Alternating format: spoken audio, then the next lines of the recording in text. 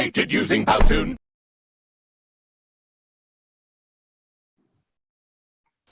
Assalamualaikum dan salam sejahtera. Saya ucapkan kepada rakan-rakan dan juga Dr. Syafiqah yang kami kasihi.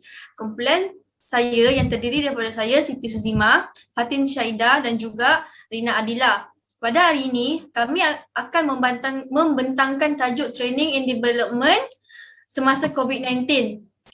Dalam pembentangan ini, kami akan menerangkan apa yang berubah dan juga tidak berubah semasa pandemik COVID-19 berlaku. Seterusnya, saya akan menerangkan sedikit mengenai training and development. Apa itu training and development? Training and development adalah aktiviti pendidikan yang dijalankan oleh syarikat kepada pekerja untuk meningkatkan pengetahuan dan juga kemahiran pekerja. Selain itu, ia juga secara tidak langsung ia memberikan maklumat dan juga arahan kepada pekerja bagaimana melaksanakan tugasan dengan baik semasa pandemik COVID-19.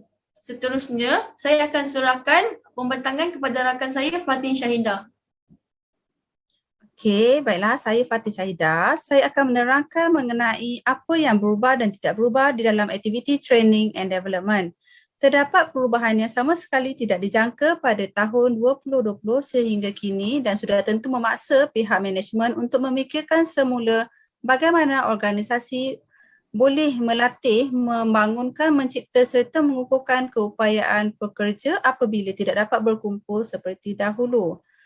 Dan seperti yang dapat anda lihat di skrin pada waktu ini, what change in training and development, terdapat beberapa perubahan yang dapat kita lihat dan alami. Pertama sekali ialah mengenai training via online platform, iaitu menggunakan aplikasi Zoom webinar, Google Meet dan juga Webex adalah antara online platform yang sering digunakan pakai kini. Tiada lagi training secara fizikal diperlukan melainkan secara maya. Nombor dua, cost efektif. Ini dapat dilihat di mana pengurangan kos waktu melakukan training dan sudah pasti peserta maupun staf tidak perlu membuang masa untuk hadir ke tempat training serta menjimatkan minyak kenderaan dan tidak perlu travel jauh-jauh. Cukup sekadar menimba ilmu melalui online training sahaja. Nombor tiga, flexible hours. Sangat bersesuaian dengan lifestyle masyarakat kita kini yang sering mengejar waktu dan juga jadual pekerjaan yang sentiasa padat. Peserta maupun pekerja boleh menyertai training yang diadakan tanpa mengganggu tugas hakiki di pejabat. Yalah, sambil kita buat kerja pun kita boleh online training juga kan? So sangat mudah kan? Okey, untuk yang seterusnya, embracing new technologies. Penggunaan teknologi kini sangat penting dalam memacu arus kehidupan dan pekerjaan. Para pekerja boleh melakukan pekerjaan dengan lebih mudah dan cepat. Even staff appraisal pun boleh dilakukan secara online. So tak perlu isi borang macam dulu lagi. Dan seterusnya memang confirm lah akan menjimatkan penggunaan kertas. Okey, baiklah, untuk bahagian tidak berubah, what didn't change in training and development, sudah pasti untuk bahagian staff development. Kalau untuk di sektor kerajaan, pekerja masih lagi perlu memenuhi KPI iaitu mengumpul kursus, kena join kursus 7 hari setahun. So, okey, baiklah, untuk yang seterusnya mengenai training need analysis. TNA ialah satu proses sistematik untuk mengenal pasti jenis latihan yang diperlukan dan menyediakan butiran yang berkaitan dengan pelaksanaan latihan. Ianya juga dikenali sebagai alat untuk mengenal pasti kemahiran, pengetahuan dan juga sikap seseorang individu itu dalam meningkatkan prestasi. Pada masa kini, teknologi berubah pada kadar yang sangat pantas dan begitu juga dengan keperluan latihan dan pembangunan pekerja. Ianya membantu untuk grooming pekerja untuk peringkat seterusnya dan membantu pengurus mengenal pasti bidang pembangunan utama pekerja mereka. Dengan latihan dan pembangunan yang betul, produktiviti dapat meningkat berlipat kali ganda. TNA biasanya akan dilakukan pada akhir tahun dan pekerja perlu melengkapkan semua keperluan latihan dan pembangunan yang dikenal pasti oleh supervisor masing-masing. Seterusnya saya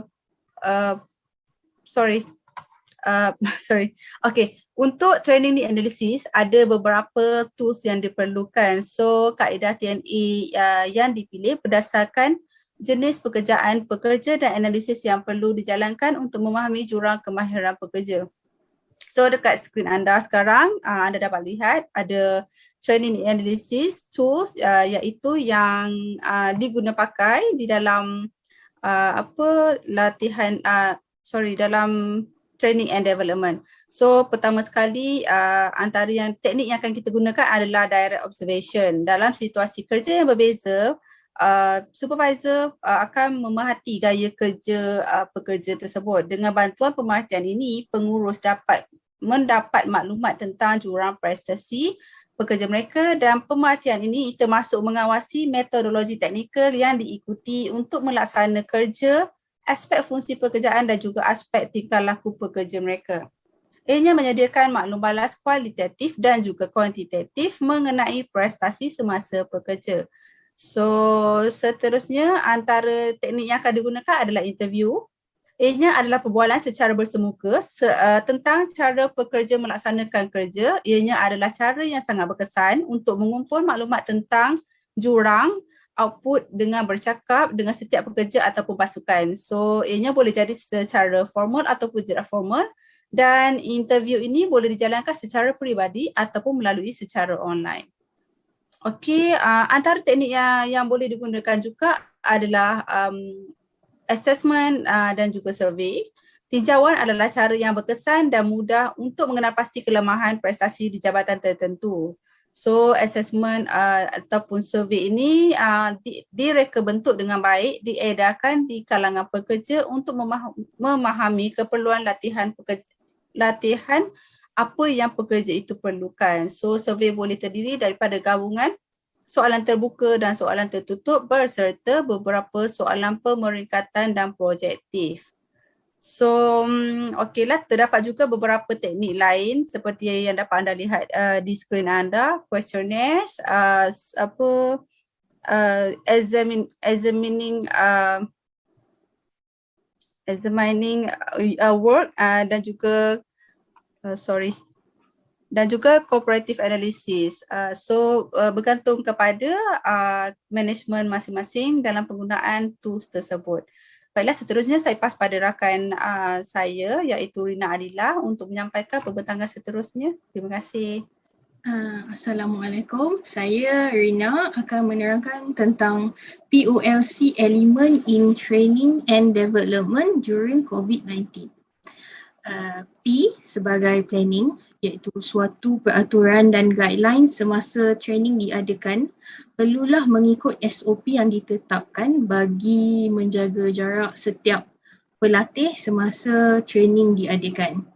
O iaitu sebagai organizing, penggunaan online tools seperti chatbot atau polling membantu dari segi pengumpulan input semasa training diadakan.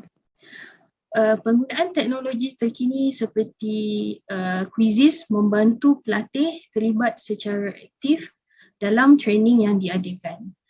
Bagi L untuk leading, jurulatih perlu mahir dalam penggunaan teknologi kerana medium teknologi adalah antara yang terpenting pada masa kini. Selain itu, pemantauan jurulatih dari segi interaksi antara pelatih perlu dilakukan semasa training diadakan. Dan bagi controlling pula, feedback dan penilaian menggunakan platform Google Form membantu dalam penambahbaikan training yang akan diadakan pada masa akan datang. Dan akhir sekali, sebarang isu teknikal semasa online training diadakan perlu dicatatkan bagi mengelakkan isu teknikal yang sama akan berlaku. Dan yang terakhir, bagi important of training development, kita boleh lihat kepentingannya ialah penawaran penggunaan optimum sumber manusia, meningkatkan pembangunan kemahiran, meningkatkan produktiviti, meningkatkan budaya organisasi, meningkatkan kualiti dan keselamatan, meningkatkan keuntungan syarikat, dan akhir sekali meningkatkan semangat dan imej korporat syarikat.